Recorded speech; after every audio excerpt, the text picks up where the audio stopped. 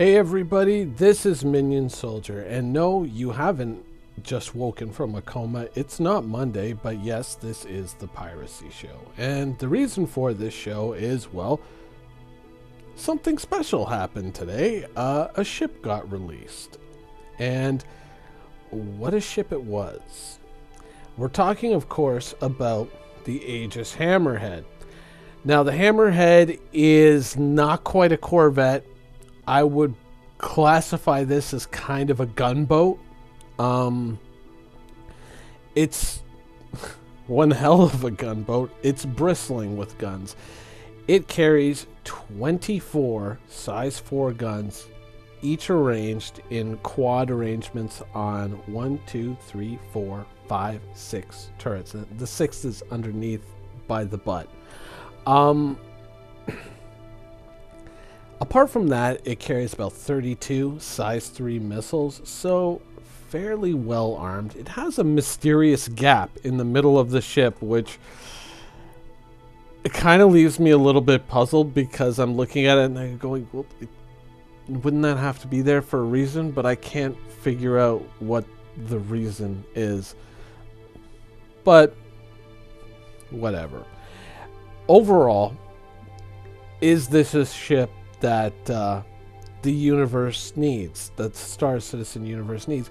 Well, kind of. I mean, it's not quite a corvette and not quite a fighter. It kind of sits in that middle area, and it's meant for mostly anti-air work, anti-fighter, and anti-torpedo. Bear that in mind for later.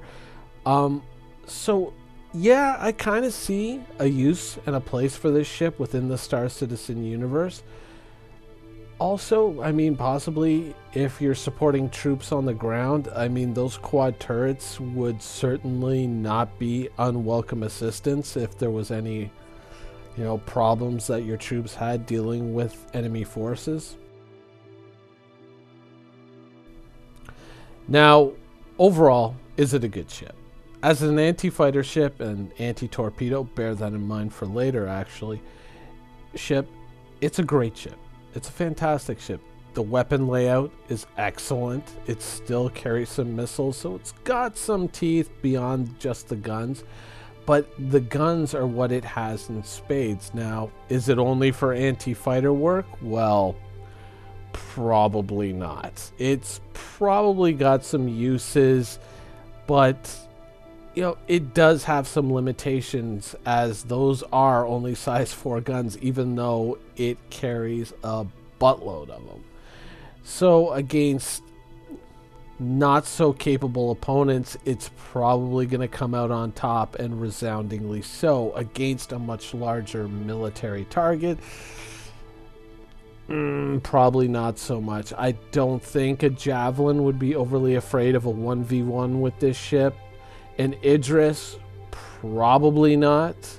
A Polaris, the fact that one of the things that they highlight about this ship is anti-torpedo, I mean, that kind of makes the field a little interesting when it comes to the Polaris in a 1v1. I guess, skill, obviously, and tactics would play the determining factor there. But, I still think that possibly a little bit of an edge to the Polaris. But, until either ship is built, kind of hard to say.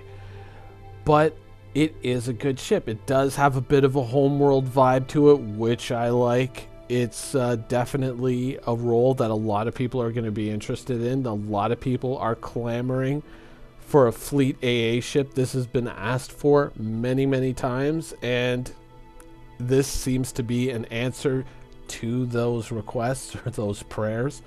And it seems to fulfill that role very, very well.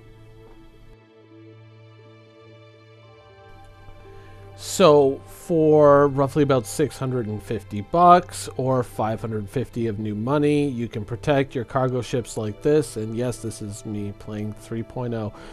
I'll get into that in another video, but I kind of wanted to show this because it does come into play a little bit later on. But of course, one of the things about the Hammerhead that we have to address is, well, if I spend my big money, when do I get my ship?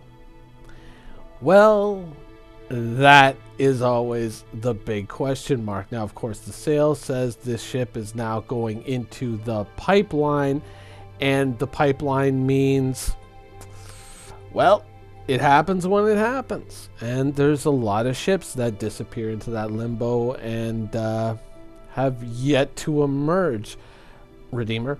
And so it's really difficult to kind of gauge when you're going to get a ship. Now, it could all of a sudden be something that they require for the game and it gets pushed to the front of the line, or it could be something that may be seen as a supplement that they want a little later on, and so they may wait.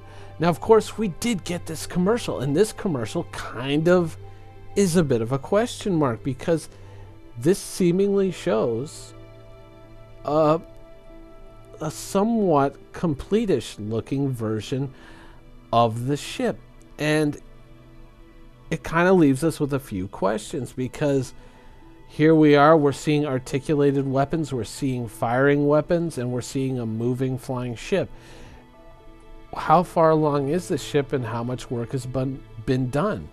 Now, previous sales have always kind of showed us static models, JPEGs, that sort of thing, whereas with this sale, we are now seeing kind of a movable flying ship. Now, in the Pioneer sale, we got something fairly similar with a flying ship passing over a planet. And even here, you know, where we're seeing it fighting and shooting down asteroids. Not that I really think that the asteroids were putting up that much of a fight. This isn't really indicative of a finished ship or anything anywhere near that, because realistically, we've seen it before. They can rig this up and make this look like it's almost complete, and just being able to produce a static model that kind of does a few things and has a few tricks up its sleeve in a commercial is a far cry from a flyable, feature complete ship that's ready to be put in game, much like the one you're seeing here. But that's not to say that it is somewhere off on the distant horizon. But if you ask any Reclaimer owner who bought their ship in 2014, sometimes it takes a little while to get things done. Now, one of the reasons why I'm showing you this footage of me taking my Caterpillar down to the surface of Daymar to land it is I said this is actually going to come into play in a little while. And, well, now we're going to talk about it because this is yet another feature of this ship. The cockpit of the Hammerhead is arranged in such a way that it's kind of under the hull with still a forward view but no view up above the ship. But when you're trying to land a ship on the surface of a planet or at a space station or at a landing pad, this kind of thing is incredibly invaluable, and anyone who's playing 3.0 right now on the PTU knows exactly what I mean, because trying to land a ship, any ship almost, in the PTU on the surface of a moon has become kind of a roll of the dice, because with so many ships so many of these early ships that went into production in Star Citizen and are now flyable, not a lot of effort was put into cockpit views and practical designs. And whereas this ship does have a very practical and very logical design, a lot of the earlier ships don't. And these problems are now coming to the fore with a lot of these ships. And I do plan to do a separate video on that later on down the line, but this is a ship that kind of checks one of these problems. Though arguably, the more I thought about it, I thought that since, we do have that open gap in the back, maybe some of the things that are above the commanding officers of the ship can be moved to that gap in the middle of the ship. And you know what, we can open up the top too, kind of give it bit more of a Carrack style cockpit, which is actually another excellent ship with this feature, something that you are going to fall in love with very quickly after playing in 3.0. It's these little things like this, which is, you know, a lot of people would say, oh, well, this is just to give it a different flair and a different appeal and a different look. No, this is a practical thing that makes sense and something that you are about to find so incredibly valuable in game. And these are like the little things that, you know, people like me argue for that kind of fall on blind ears from time to time with a lot of people, and these are actually really important things and things that need to be considered when designing ships. And so I have to applaud this design. It's fantastic, and being in the middle of 3.0 myself right now, you'd be surprised just how handy you're going to find this.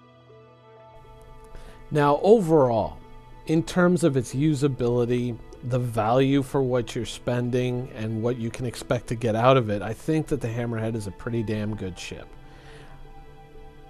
You know, that gap in the middle, I keep seeing it, and it's not something that I hate. It's not something that I look at and go like, you know, oh my god, they got to change that. But it puzzles me how it got there. You know, that's really the only problem I see with the design. I always look at that gap and I'm like, why? But overall, fantastic ship. Absolutely fantastic. For what it's designed to do, it seems like it is set up to do that very, very well. I mean, even possibly supporting troops on the ground. If you have something like this hovering over the battlefield with all those size 4s on quad turrets, I can see that quickly turning the tide of battle. But it does raise a bit of a question because, you know, ordinarily when we look at things like capital ships, like Idris's, Javelins, even Polaris's, a lot of these things are kind of priced way up there, especially the Idris's and the Javelins.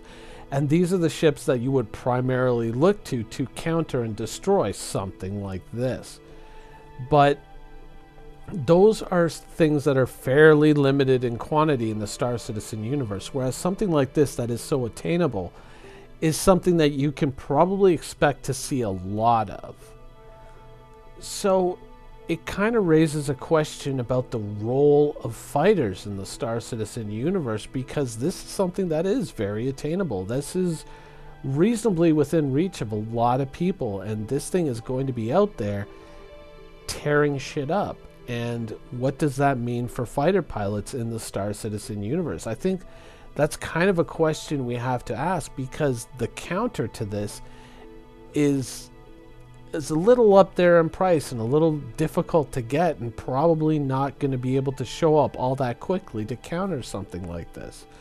So I'm really kind of wondering how this is going to all balance out in terms of fighters, because, you know, we've asked that question before. You know, what role are fighters really going to play in Star Citizen? We know in Squadron 42 what role they're going to play, but in Star Citizen, are they just a stepping stone, or could they possibly be the beginning and end of your career?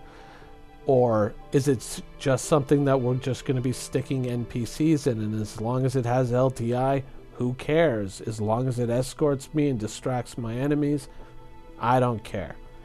You know, this ship kind of brings that question to the forefront, I think, and it's something worth some serious thought.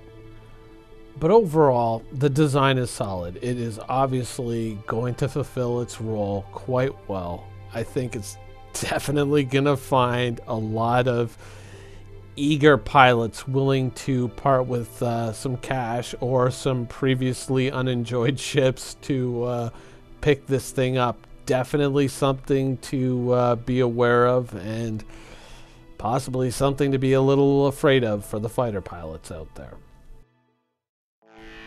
And once again, I have to highlight that underslung cockpit. I mean, I'd like to see some windows on top. I'd like to see that opened up a little bit more, but when you get into 3.0, if you're not in already, you are really going to start to understand why that is such a good thing and why these cockpit views are actually really important. Trust me. Anyways, I hope you enjoyed the video, and thanks for watching.